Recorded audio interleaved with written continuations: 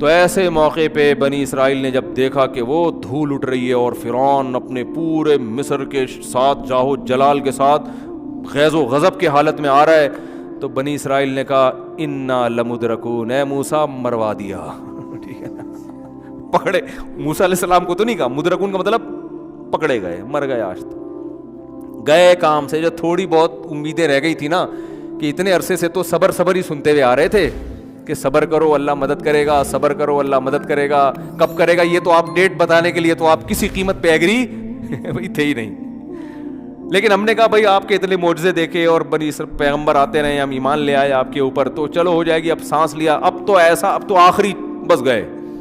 اور حضرت موسیٰ کو بھی نہیں پتا کہ ہوگا کیا ہے بھائی. بظاہر حضرت موسیٰ بھی دیکھ رہے ہیں آگے پانی ہے، پیچھے فرعون ہے، لیکن حضرت موسیٰ کو اتنا ایمان تھا کہ جس اللہ نے مجھے پیغمبر بنایا ہے بنی اسرائیل کو مروانے کے لیے نہیں بنایا. یہ ہو نہیں سکتا کہ وہ امیدیں دلا رہا ہو اور یہاں لا کے چھوڑ دے. وہ نا نا نا نا، کیا کرے گا مجھے نہیں پتا کیا کرے گا. بھائی لاٹھی سے تو اب تک سانپ بنتے دیکھی تھی، تو حضرت موسیٰ یہ سوچتے کہ اب لاٹھی سے سانپ بنا کے کتنے لوگوں کو کھائے گی ہے. ٹھیک ہے نا، کیا ہو جائے گا پتہ نہیں کیا ہوگا. بس اتنی بات کی حضرت موسیٰ نے، کلا ہرگز ایسا نہیں ہے جو تم کہہ رہے ہو نا، پکڑے گئے مر گئے، نا نا نا نا، ان معی ربی، میرے ساتھ میرا رب ہے.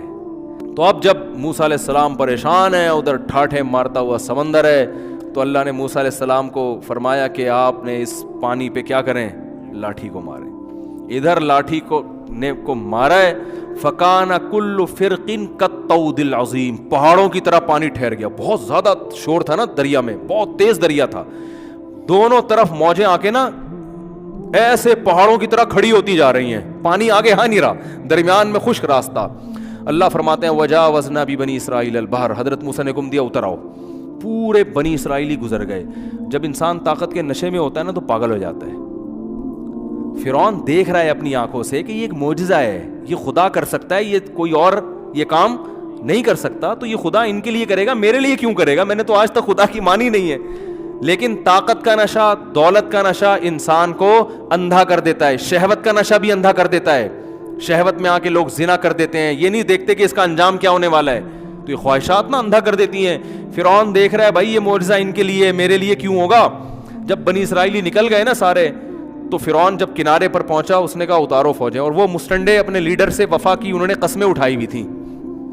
ان میں بھی کسی مسٹنڈے کو یہ خیال نہیں آیا کہ اب تک تو ہم نے اتنی چمچہ گیری کی ہے، اب اتنا بڑا معجزہ خدا نے دکھا دیا، تو بھائی یہ اس کی علامت ہے کہ اب فرعون کا ساتھ مت دو، اب یہ مروائے گا، بھاگو یہاں سے. وہ بھی انہوں نے بھی قسمیں اٹھائی ہوئی تھی کہ ہم نے بھی چمچہ گیری کی. یہ میں بار بار کیوں کہہ رہا ہوں، آج بھی سیم یہی پوزیشن ہے. آج بھی لوگ اپنے لیڈروں کی چمچہ گیری میں شریعت کو نظر انداز کر دیتے ہیں. تو وہ بھی چمچے سارے کے سارے اتر گئے. اور اللہ کی قدرت دیکھیں، اللہ نے پانی فوراً نہیں ملایا. اللہ نے کہا جب تک پہلا اور آخری آدمی دریا کے بیچ میں نہ پہنچ جائے نا، میں بھی دریا کو چلنے کا حکم نہیں دوں گا، سارے ہی مریں گے آج. یہ کیا معجزہ ہے. یہ بات تورات میں بھی ہے. اس واقعے کو عیسائی بھی مانتے ہیں، اس واقعے کو یہودی بھی مانتے ہیں، انگریز بھی مانتے ہیں، تاریخی کتابیں بھی مانتی ہیں کہ یہ دنیا میں ایک واقعہ ہوا تھا. یہودی تو مانتے ہیں کیونکہ ان کے تو پیغمبر کے ساتھ یہ واقعہ ہوا ہے. عیسائی بھی مانتے ہیں، تو مسلمان بھی مانتے ہیں.